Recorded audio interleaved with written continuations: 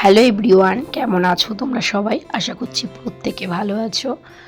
আমরাও ভালো আছি, কিন্তু ওই যা একটু গলার প্রবলেম, বুঝতে পারছো। যাই হোক, আমার ভয়েসটা একটু অ্যাডজাস্ট করে নিও। বেশ অনেক দিন ধরে আমি ভিডিও দিতে পারছি না গলার কারণে।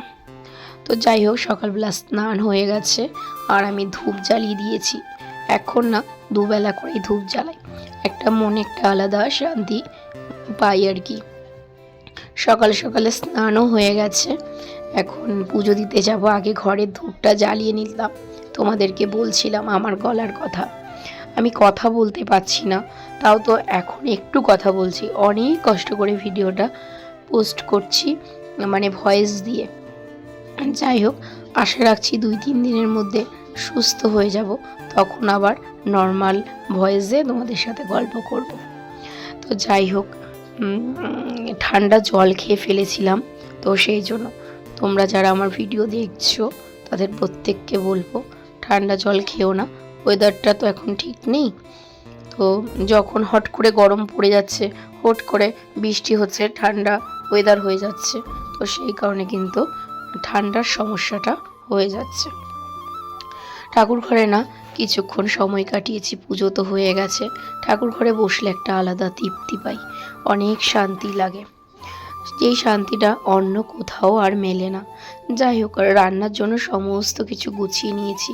আজকে বেশ অনেক দিন পর করব চিকেন, আর এখানে কাঁচা লঙ্কা দিয়ে করব জন্য আদা, কাঁচা লঙ্কা, রসুন সমস্ত কিছু আমি মিক্সিতে পেস্ট করে নিয়েছি। মাংসর কালারটা হয়তো ভালো লাগছে না, কিন্তু খেতে কিন্তু দারুণ হয়েছে আর উপকারী। কাঁচা লঙ্কা কিন্তু সবসময় শরীরের জন্য ভালো, গুঁড়ো লঙ্কা কিন্তু একদমই ভালো নয়, হয়তো দেখতে সুন্দর।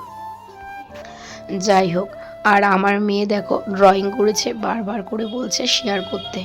বাচ্চাদেরকে তো উৎসাহ দিতেই হয়।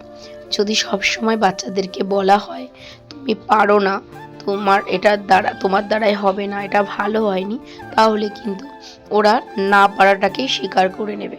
সেজন্য সবসময় খারাপ হোক ভালো হোক, ওদেরকে কিন্তু উৎসাহ দিয়ে যেতে হবে আমাদের বড়দের। আর বিশেষ করে মা বাবাকে উৎসাহ দিতে হবে, ভালো না হলেও বলতে হবে আর একটু ভালো হলেও পারতো, কিন্তু চেষ্টা করে যাও, অবশ্যই একদিন আরও সুন্দর হবে। আমি পড়াশোনার ক্ষেত্রেও সেটা বলি, যে কোনো কাজের ক্ষেত্রেও আমি সেটা বলি। যাই হোক, ওদেরকে টাটা করে আমি বেরিয়ে যাচ্ছি।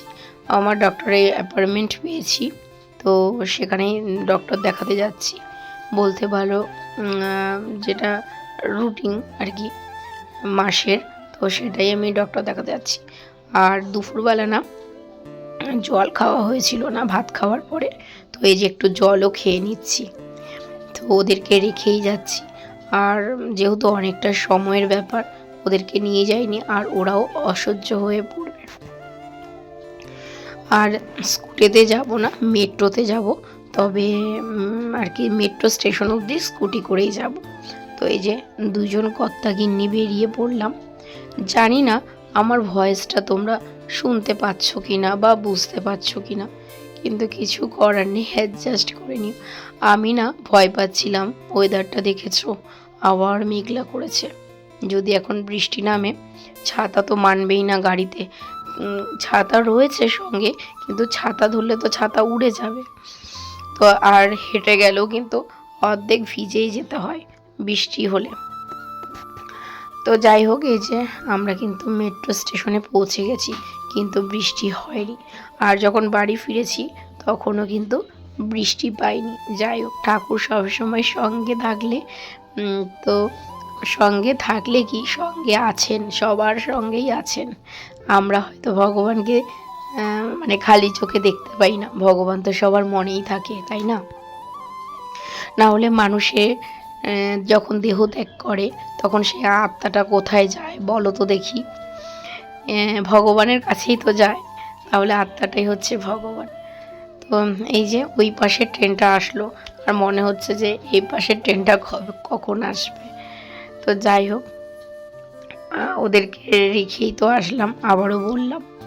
তো আমার এইদিকে ডাক্তারের টাইমও হয়ে গেছে।